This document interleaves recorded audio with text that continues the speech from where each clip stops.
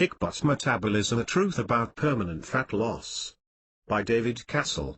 Eat for a Ripped Body. http://burnfat.improvemetabolism.com/ This report is not for sale and may not be resold. This is a free report and may be freely distributed or shared, provided none of the information or links are changed. ImproveMetabolism.com. Introduction: Lies, BS and information overload. You are reading this ebook because you are experiencing one or more of the following problems. Interpuncture: gaining weight easily despite dieting or exercising. Interpuncture: weight loss has slowed. Interpuncture: are ashamed of wearing certain clothes because of unsightly fat. Interpuncture: want to improve your body composition. Interpuncture: diet has left you feeling starved. Interpuncture: weight is causing a lack of energy. Interpuncture: weight is affecting your cardiovascular health. Frankly, it is not surprising that you and millions of others are experiencing these problems, despite efforts to correct them. Why? Because when it comes to fat loss, you have been sold lies, half-truths and confusion by the media. Here are a few examples. Interpuncture lip balm that contains chromium and claims to shed pounds. Interpuncture nail belt that promises to give you a six-pack. Interpuncture celebrity endorsed supplements that are worthless for fat loss. Interpuncture conflicting advice about diets. Zoned diets, Atkins, liquid diets. Where do you begin? Interpuncture diets that promises rapid weight loss and a bodybuilder's physique in a few weeks. Are you as tired of the BS, hype and information overload as I am? The weight loss industry is a multi-billion-dollar industry with endless marketers, gurus and big businesses involved. Unfortunately, many of these people have lied or twisted the truth about fat loss to further their bottom lines. The end result is that many dieters fail to lose any meaningful weight. And many of those who actually lose weight end up regaining it and then some.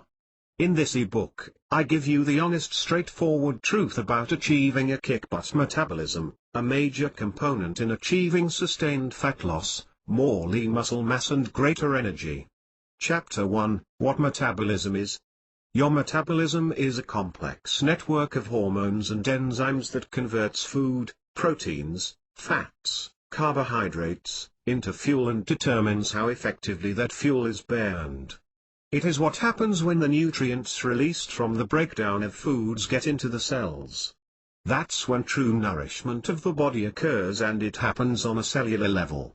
Your metabolism does other things too, but what you need to know now is that ultimately, your metabolism determines how quickly you gain or lose weight.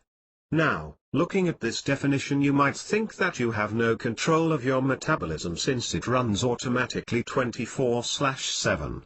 The good news is that barring certain situations such as having a poorly functioning thyroid or taking certain medications, factors that can adversely affect your metabolism, you can indeed crank up your metabolism. Factors that affect metabolism. 1. The thyroid gland, producing thyroid hormones. 2. The adrenal gland, producing adrenal hormones. 3. Digestive system health. 4. Use of caffeine. 5. Use of alcohol. 6. Use of drugs, prescription and non-prescription. 7. Amount of sleep. 8. Immune system status and presence of an infection. 9. Attitude. 10. Toxic load of the body. 11. The water content of the body. 12. The oxygen content of the body. 13. The muscle mass content in the body. 14. The fat content of the body. 15. Your body frame size, small, medium, or large. 16. Your height and weight. 17. The hormone insulin and glucagon. 18. Growth hormone levels. 19. Exercise and activity levels. 20. Food that you eat. 21. Vitamin and mineral status. 22. Number of times food is eaten during the day. 23. Crash dieting. For the purposes of this ebook, I'll focus on the 4 major problem areas that are most likely to affect people's metabolism: stress, sleep, diet and exercise.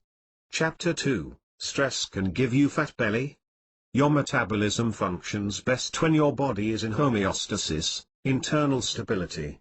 But during times of stress and survival situations, your metabolism shifts to a different setting. The changes in metabolism during stress are essential to your survival. However, if these changes are maintained for a prolonged period of time, your metabolism can be negatively affected.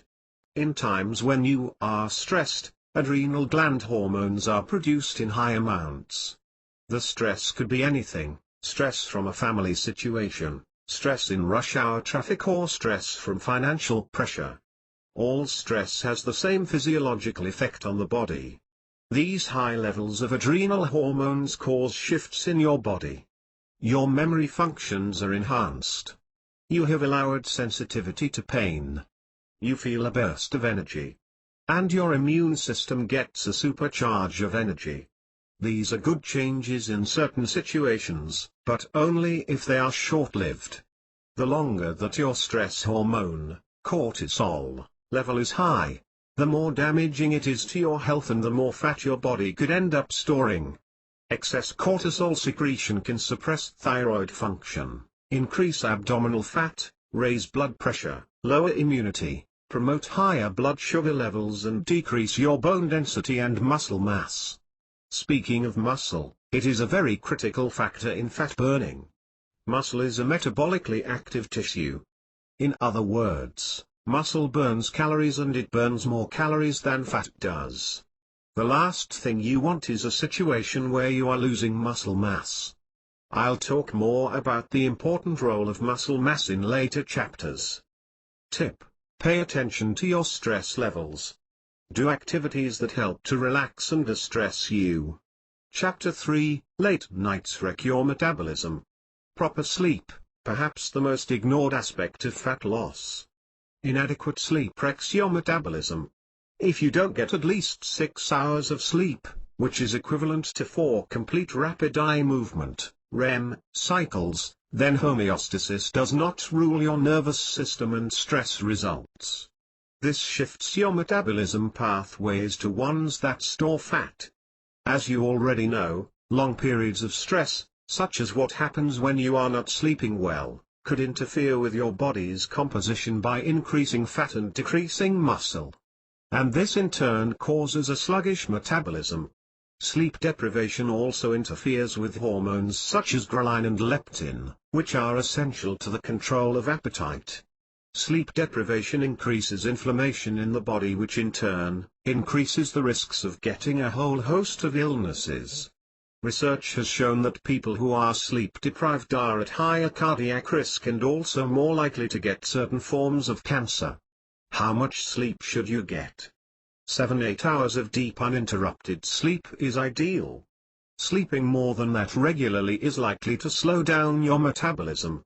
Whoever said sleep is overrated probably died prematurely. If you have a problem falling asleep, you can take a safe non-addictive sleep aid or consult your physician. However, be very wary of some of the sleep aids that are pushed by big pharmaceutical companies. These can cause some harmful side effects. Tip: drinking alcoholic beverages may make you sleepy at first, but overall it disrupts REM sleep. It is better to have a warm shower and drink a cup of hot milk to help you get your ZZZZZZZZZZZS. Chapter 4: The Golden Formula for Fat Loss. Before you start any diet, you need to know your baseline, that is, how many calories your body needs to maintain your current weight. From this reference point, you can know how many calories you need to cut and how many you need to burn from exercise. Your basal metabolic rate, also known as BMR or sometimes used interchangeably with the term rest metabolic rate RMR, is that baseline. Your BMR refers to the amount of calories that is needed when your body is at rest, in order to breathe, circulate blood, keep your muscles toned, keep the intestines moving, maintain your glandular activity and keep your body temperature where it should be, etc. Now here is a surprising fact. The more you weigh, the faster your metabolism is likely running. A large sumo wrestler that weighs 350 pounds has a higher BMR than a woman weighing 130 pounds. This is because his body has to work harder to carry around that extra weight. The formula to calculate BMR, both men and women, is 370 plus 21.6x lean body mass, LBM, in kg. So let us calculate the BMR for a 350 pounds sumo wrestler with 60% LBM. 1 kilogram equals 2.2 pounds. Weight equals 350 pounds. LBM equals 0.6 times 350/2.2 equals 95.45 kilograms. BMR equals 370 plus 21.6 times 95.45 equals 2431.72 calories. So for the sumo guy to maintain his weight, he must consume 2431.72 calories daily. On the other hand, a 130 pounds woman with 70% LBM will need to consume 1263 calories daily to maintain her weight. Here is why knowing your BMR is important. In order to burn fat, you must consume less calories than your BMR. But the source of your calories will affect your metabolism to your advantage or to your demise. You can find out your BMR by running down to the local gym and having a personal fitness trainer calculate it with a handheld bioimpedance device. Or perhaps you could have your doctor tell you your LBM. You could then use that figure to calculate your BMR. My BMR is _date_. Tip: in case you do your own research, you'll find that there are various formulas for calculating BMR, each with its own pros and cons. There will be some variances in the figures, but don't be overly concerned with this. The key is to use your BMR as a logical starting point and then adjust your calorie intake each week based on how your body is responding to your diet and exercise plan. No need to calculate your BMR weekly. Later on down the road, when you have made significant progress in your fat loss or want to maintain your weight or seek to build muscle, you may recalculate your BMR. Chapter 5, Sabotaging Your Fat Loss Efforts. Let us expand on the idea of consuming less calories than your BMR. At one time, many dietitians were telling people that just by decreasing their calorie needs by 500 calories a day, 3,500 weekly, they could lose a pound a week. The premise of this diet was that a calorie is a calorie. It didn't matter where calories were cut, the important thing was that calories were cut. This kind of diet worked briefly, but it turned out not to be effective in the long run. Just as ineffective for fat loss was some people's embrace of vegetarianism in an effort to restrict their consumption of calories. They may have lost weight in the early stages of their diets but eventually regained it. Not surprisingly, many of them eventually gave up their vegetarian lifestyles. Why did these people fail? The reasons will be discussed in greater detail in chapters 6 and 7. Suffice it to say, calorie restriction is fundamental to fat loss. But when diets are based on severe calorie restriction or on the premise that all calories are equal, then there is a problem. Also know that adequate protein intake is a vital part in achieving a kickbutt metabolism and permanent fat loss. Cutting too much protein from your diet will sabotage your fat loss efforts. Well, what about the proteins in vegetables, you ask? Good question. There is still a debate as to whether or not people can get complete protein from plant-based foods. There are many in the health community who feel that plant-based foods can offer this. Just to make it clear, I am not for or against vegetarianism. But if you are a vegetarian, ensure that you are getting adequate amounts of protein. Tip: the used website says, vegetarian diets can meet all the recommendations for nutrients. The key is to consume a variety of foods and the right amount of foods to meet your calorie needs. Chapter 6, Eat Protein to Burn Fat. At this point, it is important to note of the following equation: total daily energy expenditure, TD, or total calories burned equals BMR plus thermic effect of food, TEF, plus physical activity energy expenditure BA. Around 75% of the calories you consume goes to sustaining your BMR, and the F&P burns the other 25%. Your TD is known as your maintenance, that is, how many calories you expend each day to function on all levels. You have to breathe and you have to eat, but you also have to walk to the bathroom, take the bus to work, and hopefully, exercise. All of these activities require energy. If you want to lose fat, you must consume less calories than your TD. Some people, including vegetarians, take the route of embracing a low-protein diet in order to restrict their consumption of calories. There are two potential pitfalls with this diet. First, to fill the void in calories that results from consuming less protein, some people overcompensate by eating more refined carbs, foods that are high in calories. This is one reason why some vegetarians complain that they are not losing weight or losing very little. The second reason is that by significantly cutting the protein in our diets, we are affecting our body's ability to burn fat at the highest level. Protein is on one of the least efficient foods we eat, and this is a good thing. In protein, you are getting fewer calories with more volume. It actually costs your body calories to access the calories present in protein. This is great for fat loss. The process of your body accessing the calories from food is called thermogenesis, or the thermic effect of food, TEF. Thermogenesis is what happens in addition to your BMR. Lean protein has a thermic effect of around 30%. Therefore, if you consume 100 calories from lean protein, your body will burn around 30 calories just to digest it. Thus your net calorie intake would be 70. So essentially, it is harder for your body to store calories from protein. Fiber-containing complex carbs, such as beans, vegetables, whole grains, have a thermic effect of around 20%. On the other hand, fat and refined carbs have a thermic effect of just 3%, which is why dietary fat and sugary foods are so easily stored as body fat.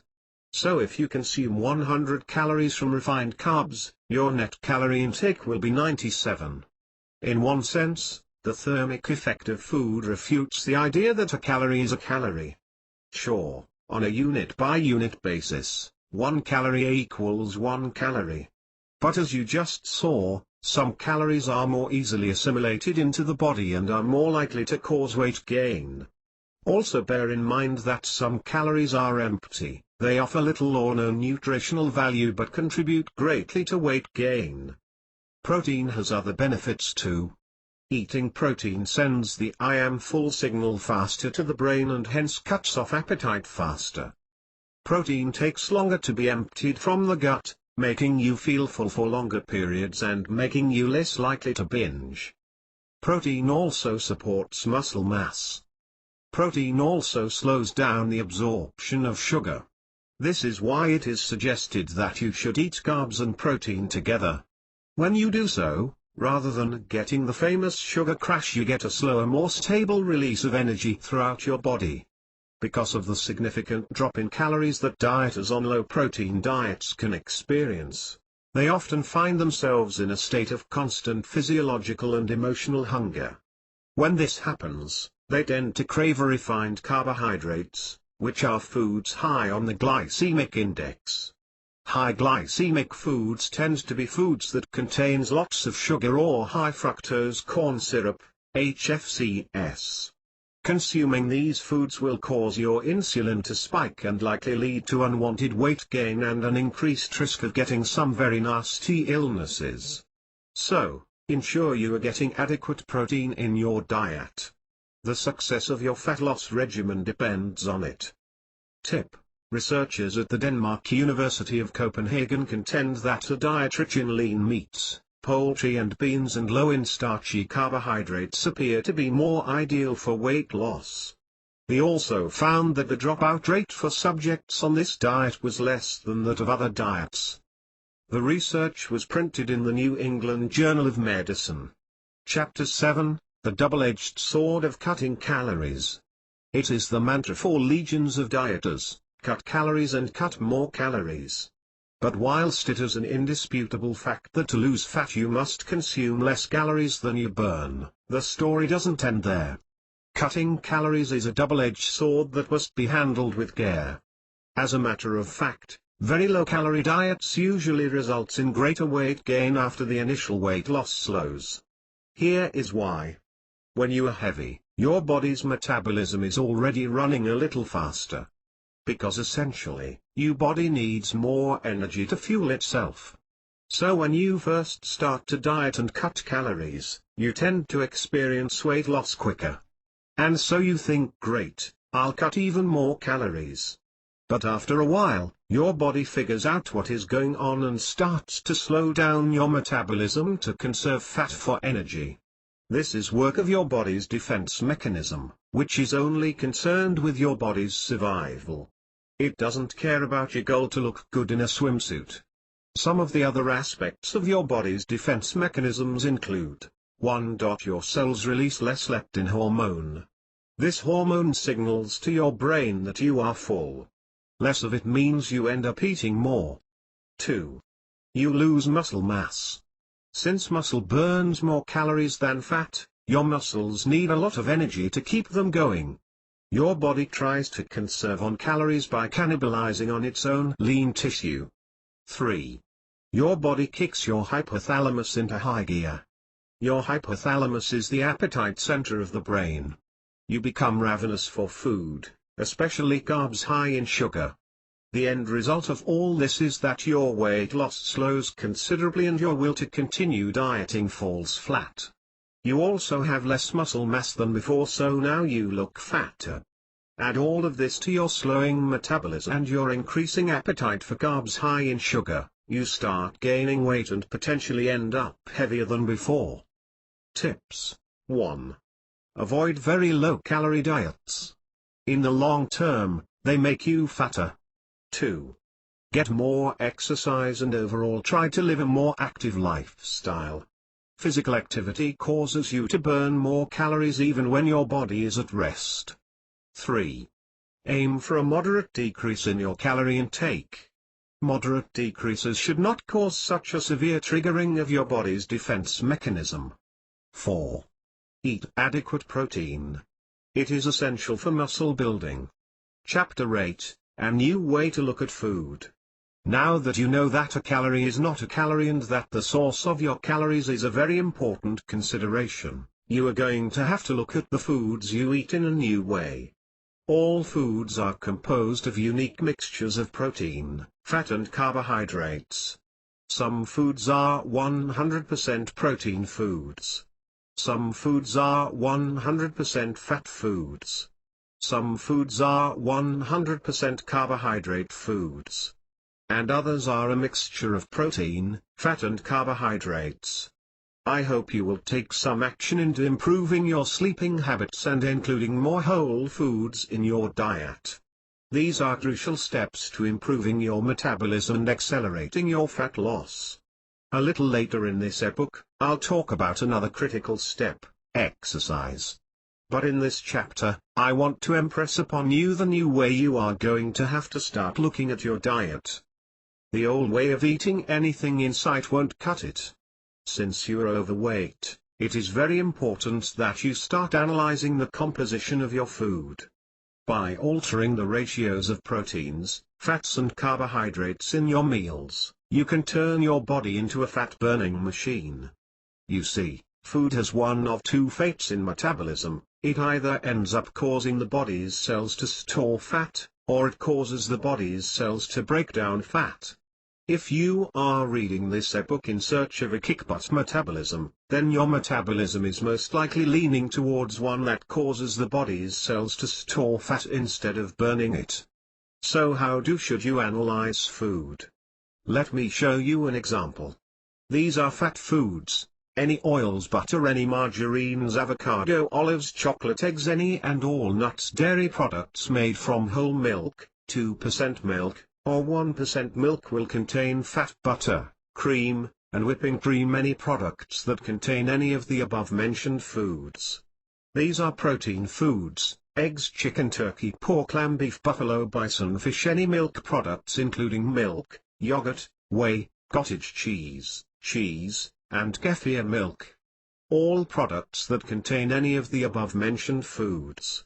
These are carbohydrate foods: rice, grains, pasta of any kind, starchy vegetables such as acorn, squash, peas, corn, beans, legumes, fruit. 41 Any milk products, sugar and any sweeteners with the exception of stevia and artificial sweeteners, nuts like cashews, peanuts, chestnuts or ones that have been sugared. All products that contain any of the above-mentioned foods.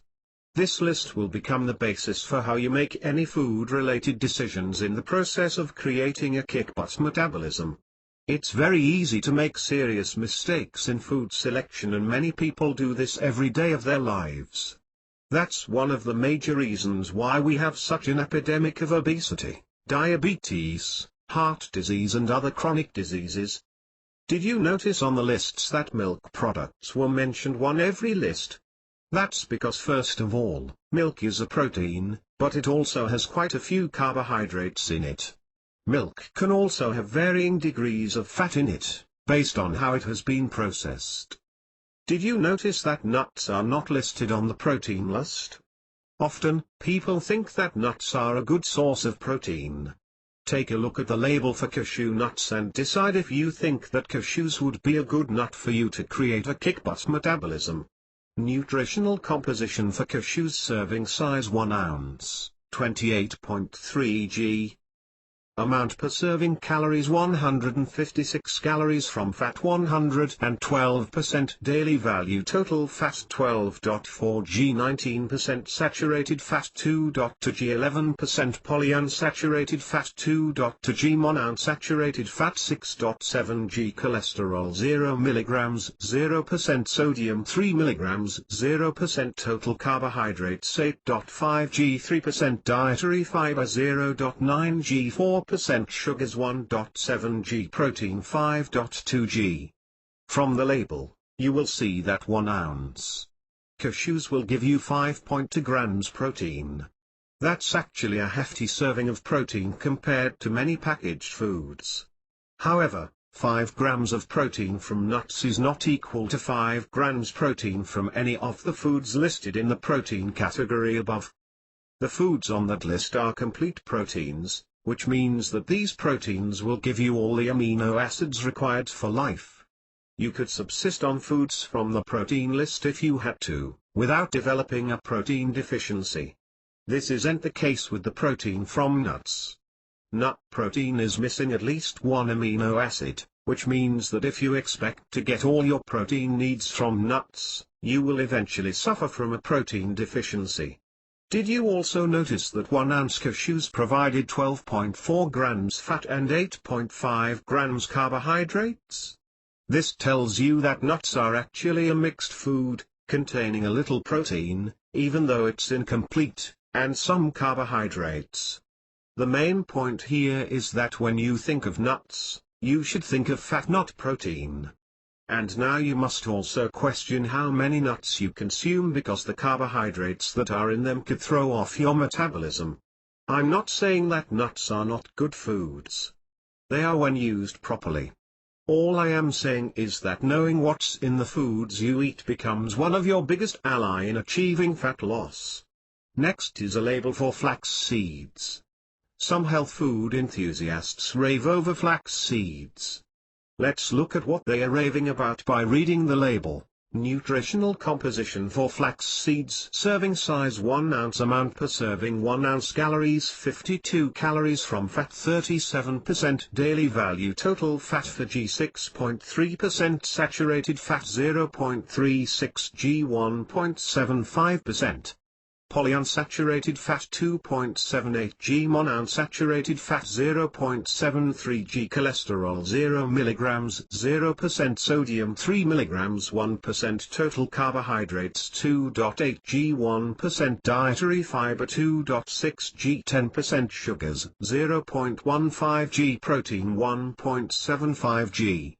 Again, you see that flax seeds are not 100% fat, protein or carbohydrate. They are a mixture. And like nuts, flax seeds should be considered primarily fat, and secondarily, a carbohydrate source. Forget the protein content, it's not good enough as a high-quality protein source. Now let's look at the composition of a large egg. Nutritional composition for eggs: serving size 1 egg, amount per serving, calories 71 calories from fat 45%, daily value total fat 5g, 8% saturated fat 2.0g, 8% trans fat 0.0g, cholesterol 211 mg, 70% sodium 70 mg, 3% total carbohydrates 0g, 0% dietary fiber 0g, 0% sugars 0g, protein 6.0g. Eggs are considered protein foods, but they also contain some fat. The good news is that they have no carbohydrates that you need to consider. However, for the purposes of a nutritional analysis of your diet, we're going to count them only as a protein food. The reason for this is that you will most likely not sit down and eat more than 2 eggs, 10 grams fat. Now let's look at the different types of milk products on the market and their composition. Serving size equals 1 cup, calories, total fat. Strictly speaking, when you read the term milk products, you should only be thinking milk, yogurt, buttermilk, kefir milk, cottage cheese, and cheese. Soy milk is not milk. Almond milk is not milk. Half and half is not milk. Heavy cream and cream cheese is not milk. Many people want to know why they cannot consider soy milk or rice milk as milk. The answer is simple.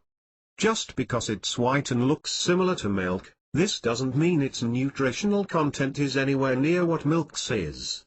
Take a minute and compare the soy milk nutrients to regular milk's nutrients. Regular milk generally contains around 8 grams protein, 12 grams carbohydrate, and anywhere from 2 to 8 grams fat. Soy milk, on the other hand, contains 11 grams protein, 13 grams carbohydrate and 4 grams fat. Well, that's more protein than in regular milk, you may say. It's gotta be good. Wrong. Soy milk, or rice milk, does not contain all the amino acids in the right combination to sustain life.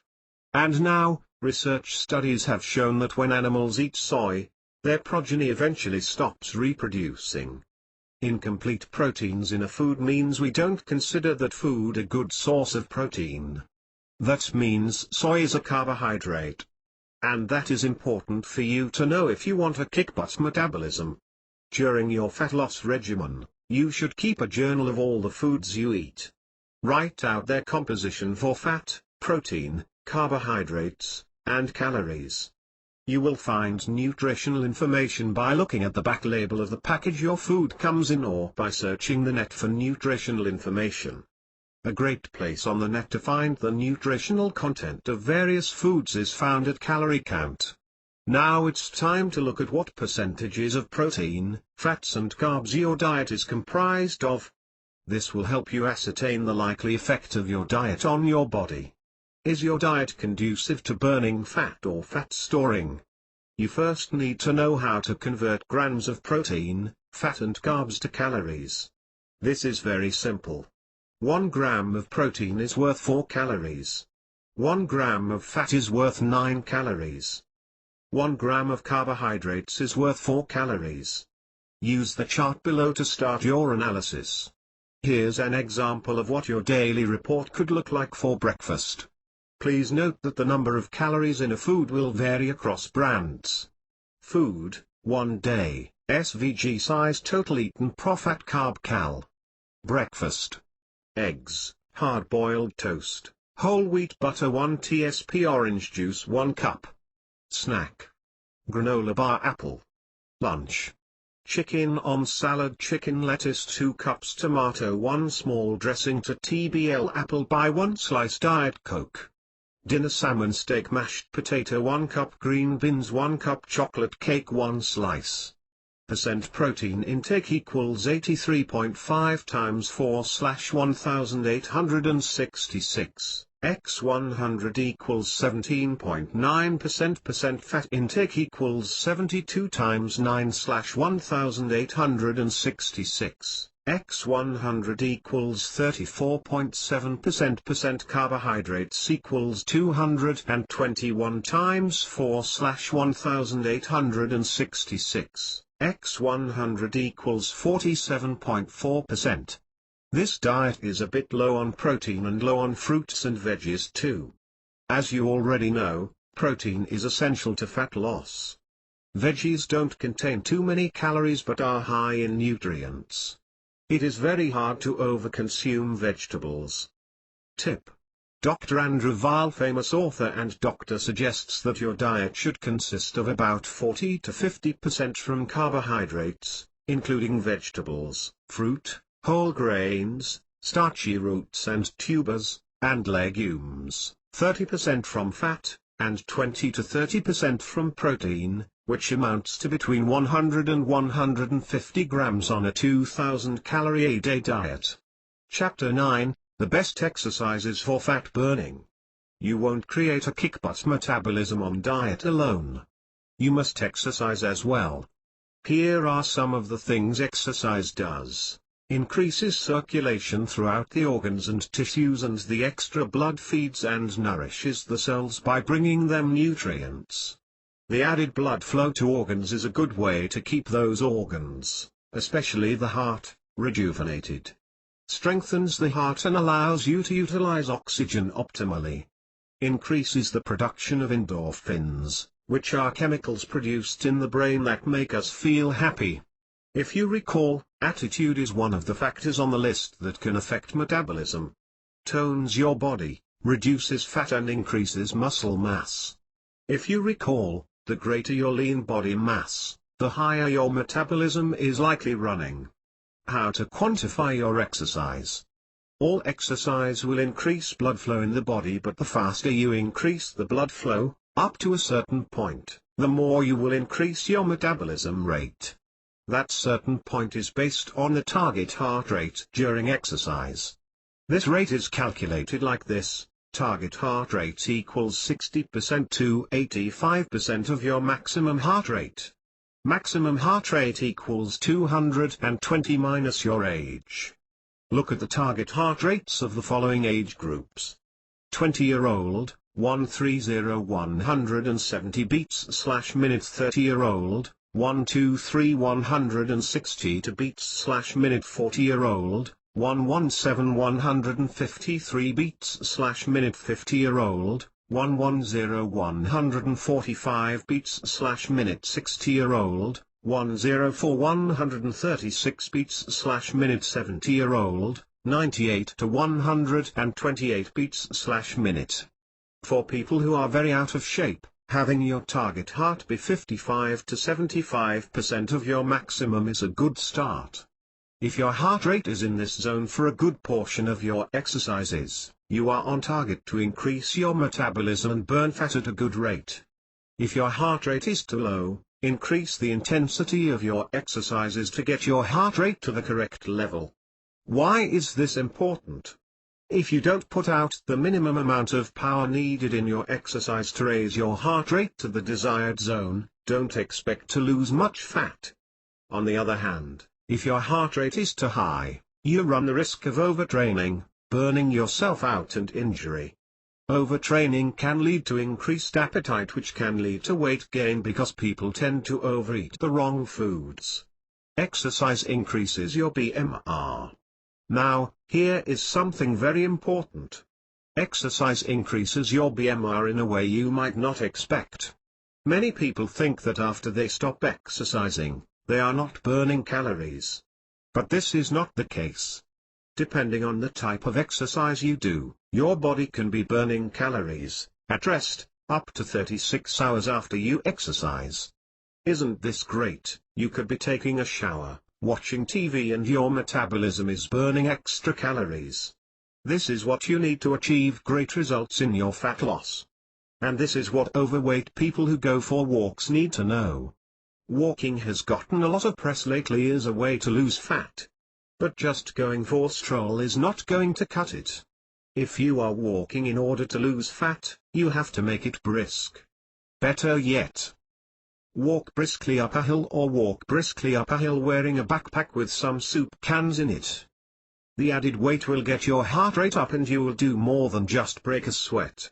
If you are older or pregnant, then you may not be able to walk briskly or walk up a hill. If this is the case, just walk normally for about 20 to 30 minutes to start. As the saying goes, the best exercise to do is the one you can do.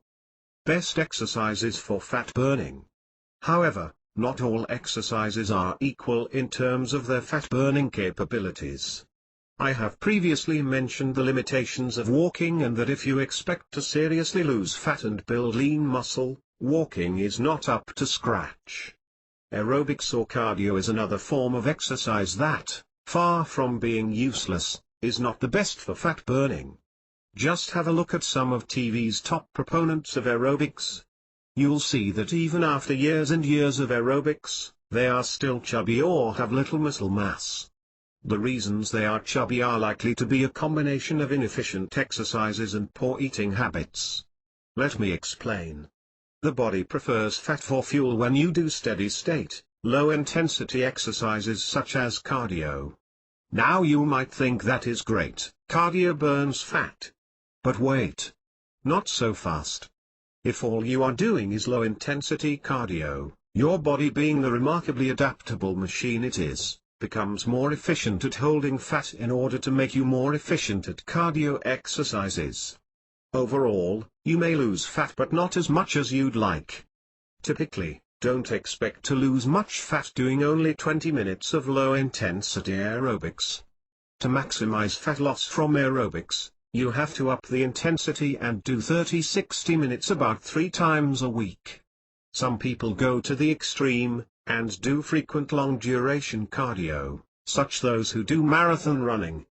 Long-duration cardio triggers your body's defense mechanism and causes your body to feed on its own muscle. If you recall, it is the same thing that happens when you go on a very low-calorie diet.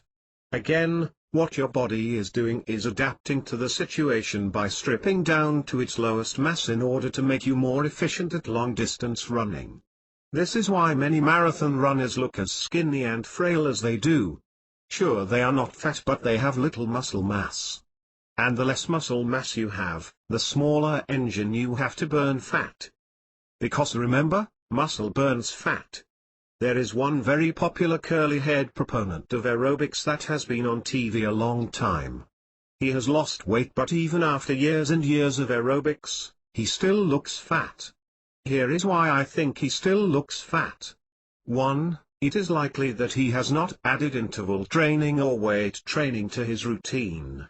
Therefore, he is not building muscle mass. Secondly, he probably is not getting enough calories or on a low-protein diet. As you know, protein is vital to building lean muscle. Apart from loss of muscle mass, research has also linked long-endurance cardio with a decrease in libido, major illnesses and shorter lifespan. So which type of exercise is the best for fat? Hands down, the single best exercises for fat loss is short-duration high-intensity burst exercises, also known as interval training. That is to say, you alternate between high-intensity and lower-intensity exercises or rest. Your body's hormones respond best to this type of exercise. High-intensity exercises increase growth hormones, promote muscle growth and reduces fat deposits. Just have a look at sprinters. They are built strong and have endurance. This is partly because they utilize high-intensity, short-burst exercises to build acceleration and speed. Consequently, their bodies produce more growth hormones, which contributes to lean muscle mass. During high-intensity exercises, your body burns more carbohydrates for energy, but this is just the tip of the iceberg. After you finish high-intensity exercises, your body switches to burning fat for fuel, sometimes for up to 36 hours afterward. Aerobics or cardio won't give you that duration of afterburn unless you are doing long-duration cardio such as running marathons. High-intensity training has other benefits too, such as it improves good cholesterol, sex drive, memory and bone density. Resistance/weight training. First, let me tackle the myth that weight training is the best for losing fat. It is not.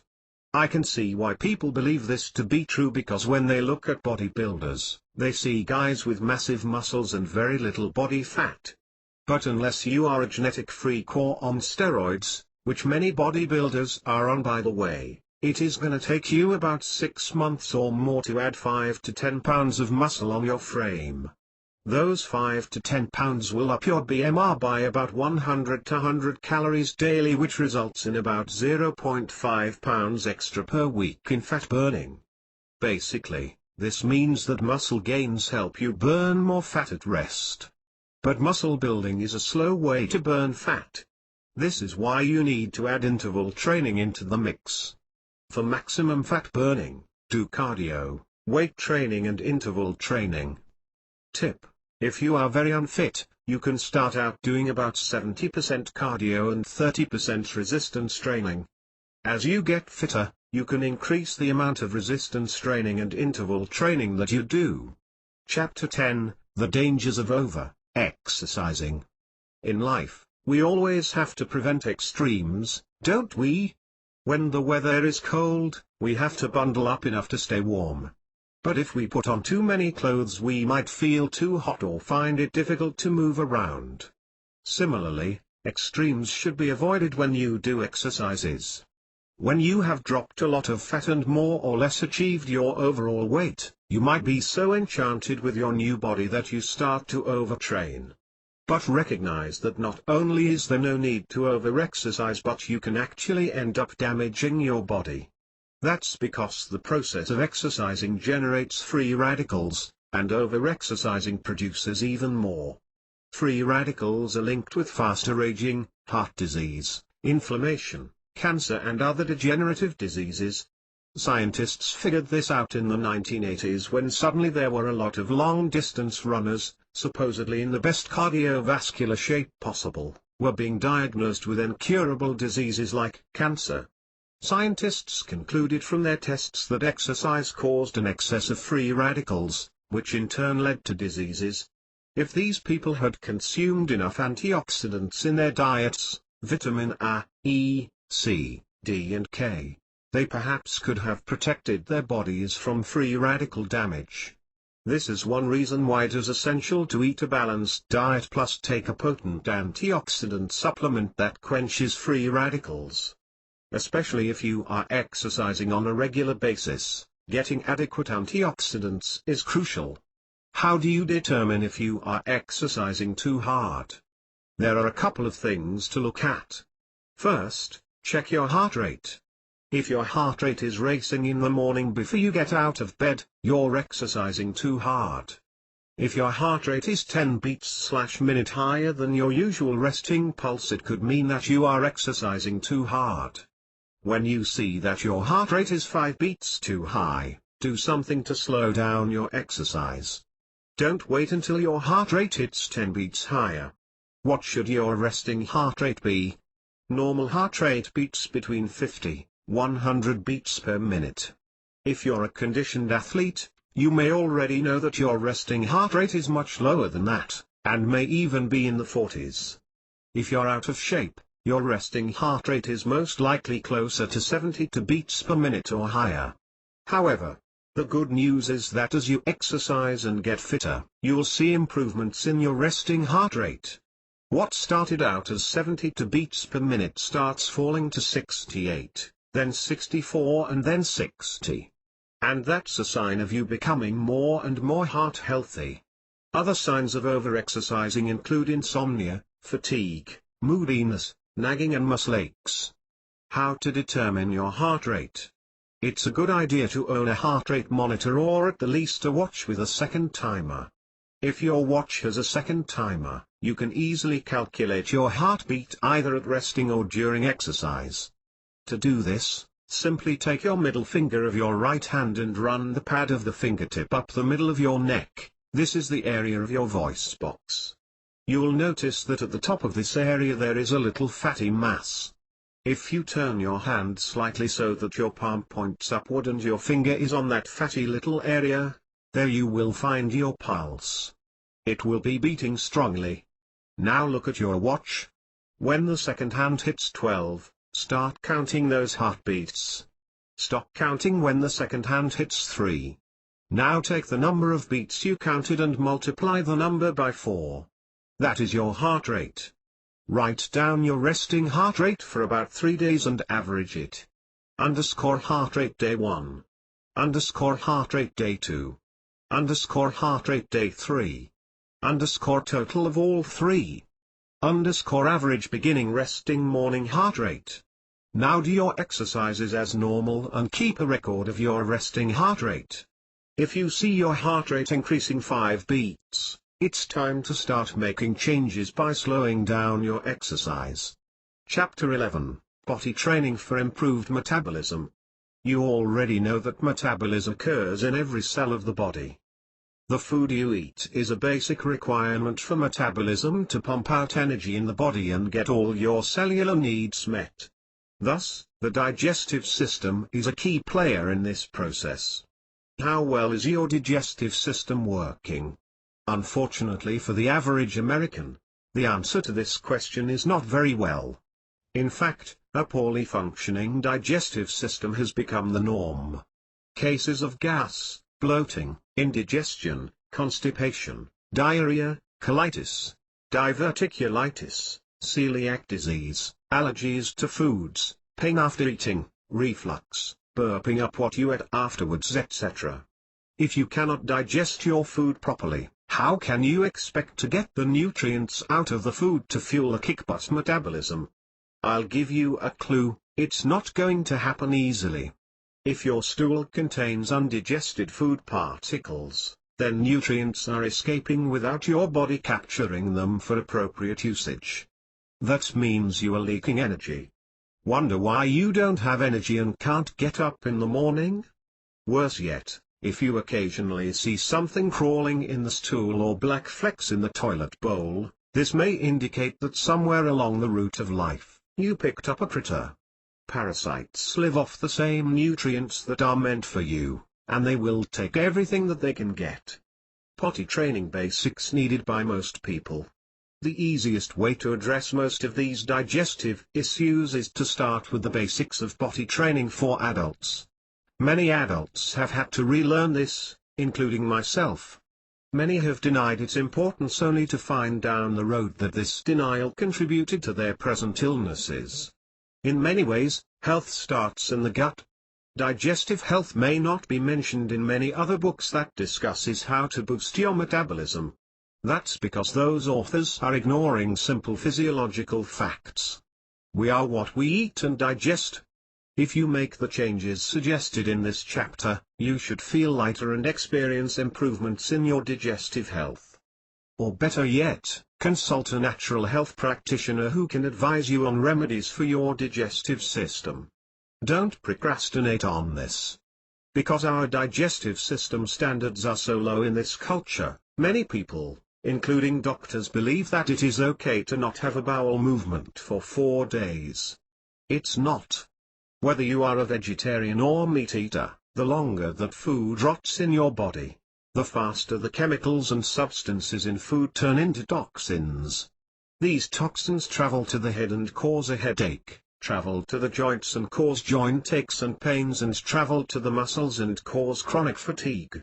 Your goal is to eat a meal and then, within 30 minutes, move out an older meal that has finished the digestion process in the body. What you also want is to experience what it's like to have a clean colon and to be able to achieve optimal absorption of the nutrients from the food you eat. How do you eliminate the old fecal waste? The easiest way to get the process going is to drink 4 ounces of aloe vera juice twice daily. It doesn't matter if you drink the aloe vera juice between meals or with meals. However, it's best to drink it before meals to help re-establish regularity. Drink between 2 to 8 ounces a day and reduce the dosage until you re-establish regularity. Some people, however, drink aloe vera juice every day. Over time, you should see more waste come out than you have seen in a while. But don't worry, there shouldn't be any diarrhea or uncontrollable movements. And it's waste, It's not your organs coming out. Within a week or so you should see some reduction in your weight as a result of the elimination. Believe it or not, some people have 10 to 15 pounds of the old rotten poop sitting in there. That excess waste takes a toll on the body. Once it's gone, your body's vibration is immediately improved. You begin to emanate a golden aura of health. And will people notice? But most of all, your metabolism works better. Slippery elm bark powder makes old waste slip right out. The second easiest way to move out the waste and create a kickbutt metabolism is to add 1 tablespoon slippery elm powder to 1/3 cup applesauce, mix it up in a bowl, and eat it. The slippery elm thickens the applesauce to a consistency of thick oatmeal and has a pleasant taste. You can flavor it with cinnamon if you wish, 1/4 teaspoon cinnamon is good enough. This mixture can be eaten twice daily as it also heals the intestines that have been damaged by leaky gut syndrome. It is also good for intestines troubled by either diarrhea as well as constipation. This mixture is gentle enough to be administered to children, to the very ill, debilitated elderly and even those on medications. Only one warning on the use of slippery elm herb. Just follow the simple rule that you don't take prescription medications along with herbs, ever. Instead, leave at least an hour between the consumption of the two. If your colon is really in poor shape, it is helpful to drink the aloe vera juice first thing in the morning and before bed along and take the slippery elm and applesauce 1 to 2 times during the day. Will this much hurt you? No. But again, if you have had long-standing digestive system ailments, obtaining specific professional advice from a natural health practitioner who is well versed in this area is strongly recommended. When you can stop taking the slippery elm. When waste is successfully moving out of your body on a regular routine, that's when it is time to start backing off the use of the aloe vera juice and /or the slippery elm. Cut the dosage into half for both of them. It's impossible to make a general statement about how long these remedies should be used. Some people may need to take these 2 natural remedies for a week while others may need to take them for months.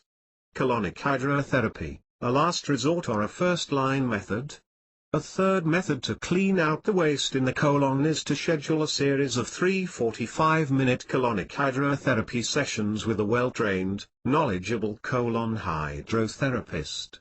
This is a method of cleaning out the colon that began back in the early 1900s and is still an excellent method. A colonic hydrotherapy machine is connected to both a water line and drain. Put simply, a gentle flow of purified water flows into the colon via a hose and waste flows out.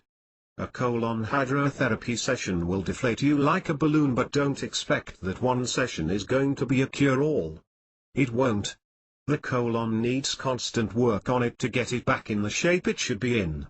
According to Dr. Norman Walker, a natural health practitioner well known in the 20th century, one colon hydrotherapy session is equivalent to 30 enemas.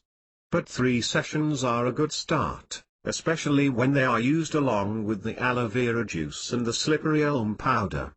Chapter 12, Supplements that support fat loss. Regular exercise and restricting your calorie intake are important for fat loss and overall health.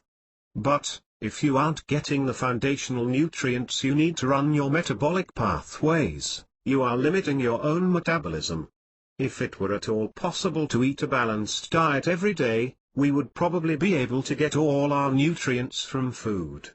I say probably because the nutrient contents of foods are much less than what they were 50 years ago.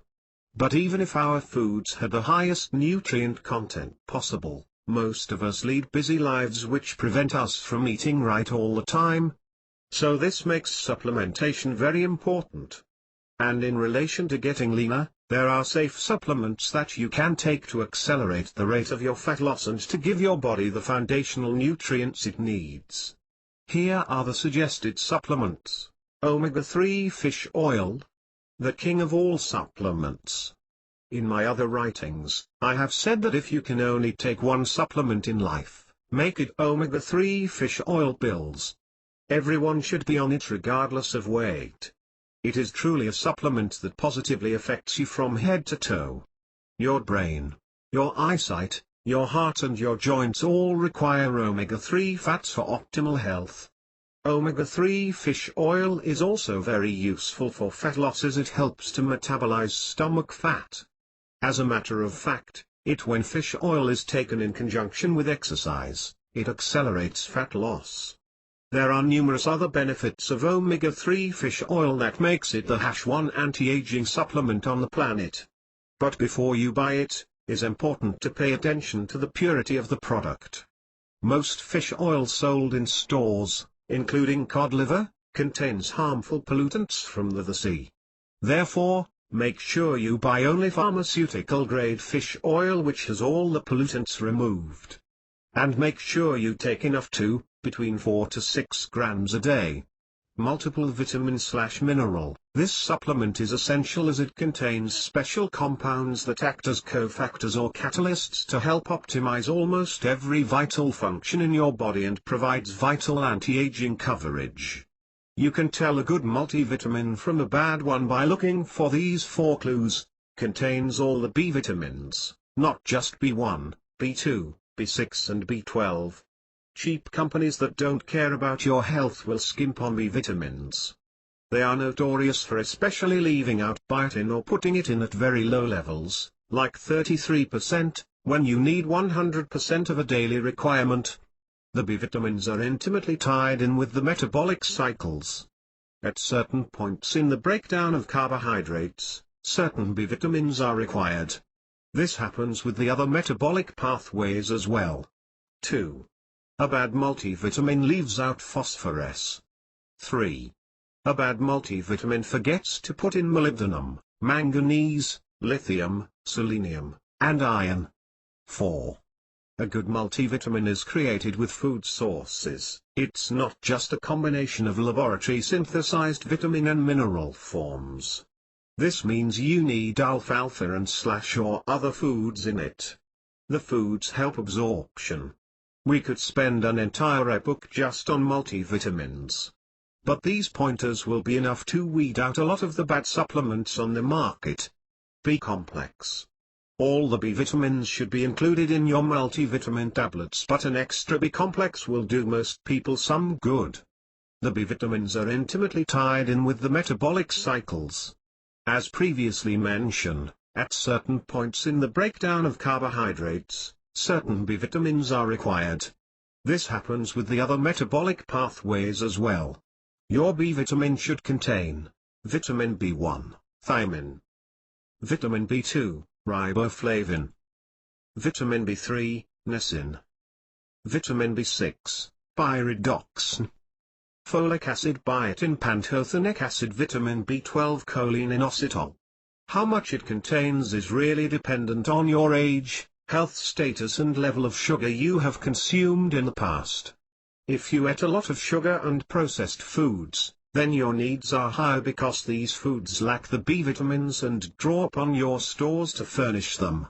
Look for a level of at least 100% of the daily needs for each B vitamin in your supplement. Again, natural food sources should be used in the actual supplement itself. The easiest way to find out exactly what your body needs for its nutrition to be perfect is to obtain additional testing. Customized tests may be found via the internet which provide a health practitioner with an idea about which supplements your body is lacking. The practitioner then sets up a plan of nutrients for you to take for a specified amount of time. This is the easiest way to get your nutritional needs met, at the highest level. CoQ10.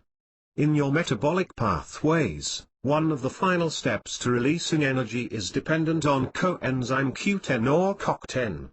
This nutritional supplement can be quite pricey, but it is well worth it.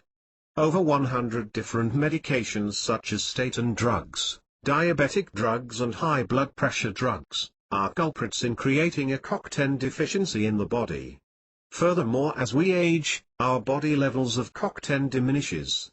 CoQ10 deficiencies can show up as extreme muscle fatigue, memory loss and personality changes.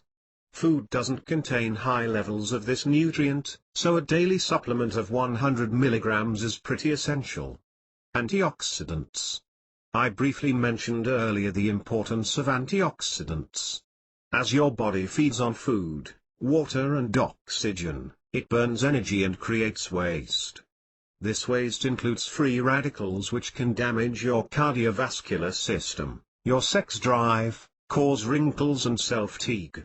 A good multivitamin will contain antioxidants, but as you push your body to do more exercise, you'll increase the free radicals in your system.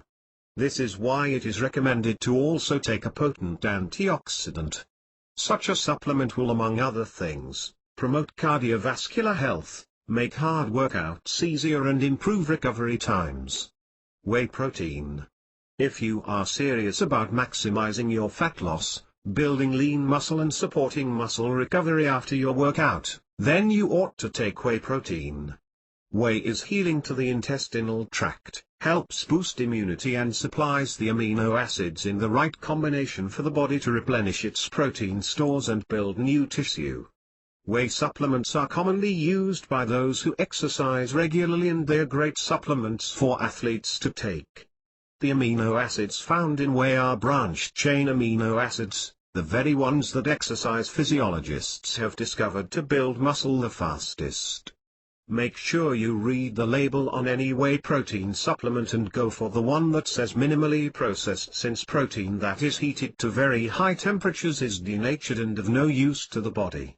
Also look for a minimal amount of sugars added to the list of ingredients of that protein supplement.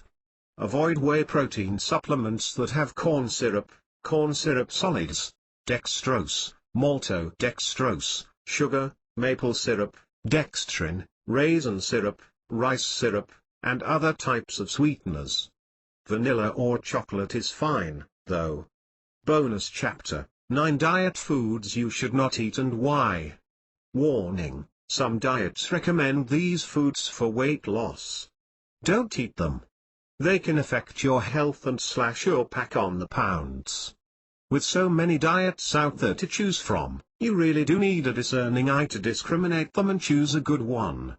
Choosing a fad diet or a diet not based on a good, strong foundation and scientific principles can set you back 6 months or greater, or worse yet, it can damage your health. This bonus section outlines some of the foods you should stay away from. Pay attention to reasons why eating these foods are not advisable to those you want to lose fat. Use these reasons as a guideline for analyzing other foods you plan on eating. 1. Popcorn. Popcorn can potentially be a good food. Here are the conditions: if you make it at home, if you spend the time to make it with an air popper, if you don't add butter and more than a few shakes of salt, if you only eat 1 to 1/2 cups total. If you really want the pleasure of eating popcorn, can you follow all these guidelines? The problem with microwavable popcorn is that it blows all your hard-earned weight loss efforts for at least 3 days because of the sodium and fat content. The sodium added to microwavable popcorn is far too high for any human to consume. Less than 300 mg sodium per serving is the upper limit if you are health conscious. One bag of microwavable popcorn could contain 1,500 mg sodium or more. The problem is that salt loves to attract water once inside your body and complexes with it. Shifts in the water balance in the body occurs, and then you end up retaining water. Your face looks puffy, your clothes don't fit as well, and some people will have ankle swelling as a result. Over half the population is estimated to be salt sensitive and susceptible to high blood pressure as well. That water that complexes with salt in the popcorn was supposed to be used in the process of breaking down fat in your diet, and now the water is unavailable for weight loss. Not good. No matter what, choosing popcorn is a losing proposition. And it's not weight loss that we're talking about. There's another problem with microwavable popcorn. The chemicals used in the lining of the popcorn bags are linked to thyroid dysfunction, infertility, cancer and other major health issues. And as you know from the list in Chapter 1, a thyroid dysfunction will significantly slow down weight loss. 2. Rice cakes. Rice cakes look innocuous to some unsuspecting dieters, but they can be downright dangerous when consumed on a regular basis. These abominations of the food industry are made of puffed rice. The process of puffing the rice subjects the rice granules to such high heat that chemical changes are created in the food. Chemicals called advanced glycation end products are created during processing, which rapidly accelerate any diabetes complications, arthritis, destruction of your joints, hardening of the arteries, heart disease, and cancer progression in your body. And if you don't have any of these degenerative diseases, then look out, they can be on the way when you eat rice cakes regularly. Rice cakes are also rated high on the glycemic index, which means that they will cause a much greater release of insulin than what your body can handle.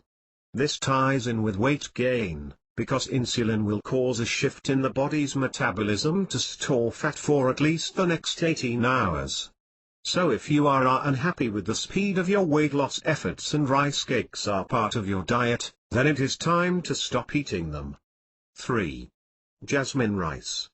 Jasmine rice looks appetizing enough when it's served during a meal with plenty of vegetables and chicken cooked in a wok. But the truth is that this white rice isn't so pure and wholesome as some people believe. Rated on the glycemic index with a number greater than 100, jasmine rice causes an insulin burst from the pancreas greater than some of sugar-filled dessert drinks that are loaded with calories and fat. And as you already know, anything that is that high on the glycemic index is full of the potential to cause damage in the body that is long-lasting. Forget the jasmine rice. Go with brown rice or Uncle Ben's converted rice. Both are much lower on the glycemic index and don't release as much insulin. 4. Boxed cereals. The sad news is that our children has been raised on boxed cereals. With glycemic index, GI, ratings greater than 65 for most cereals, we're producing a generation with weak pancreases, a propensity towards diabetes, and an increased risk of heart disease, dementia, cancer, and other degenerative diseases. But it's not just your children you should be concerned about. If you're on a diet that includes boxed cereals on a regular basis, even some brand cereals, some of which have a GI rating of well over 100, then you're headed for lessened health and fat gain. So no to diets that include boxed cereals, period. 5. Farmed fish. Whatever an animal or fish eats or is fed, ends up in us if we eat that animal or fish. The industry of fish farming is not currently looking out for your welfare when they feed their fish antibiotics, PCBs, DDT, dioxin, carcinogens, hydrolyzed chicken feathers, soy and chicken litter. Chemicals and pesticides are stored in fat cells and they make weight loss more difficult because the breakdown of fat will release these chemicals and pesticides. That's part of the reason why some dieters get headaches and feel lousy when they are losing weight. Switch to the real, wild-caught fish. Read the labels carefully. Most of the shrimp on the market is now farmed fish. Tilapia is, too. 6. Tuna. Tuna may taste great and it's included on many different diets, but stay clear of this fish. Tuna is one of the primary fish in the oceans that accumulates mercury, and there's plenty of mercury in the seas and oceans nowadays. Any potentially toxic element is a hazard to your weight loss when it accumulates in your body. That's because the more that accumulates, the more that the toxic element interferes with functioning of that cell. Mercury will accumulate in fat cells, and when you're on a diet, the fat cells that are being burned up have to give up their toxins. That means they release them to the blood where they circulate through the body.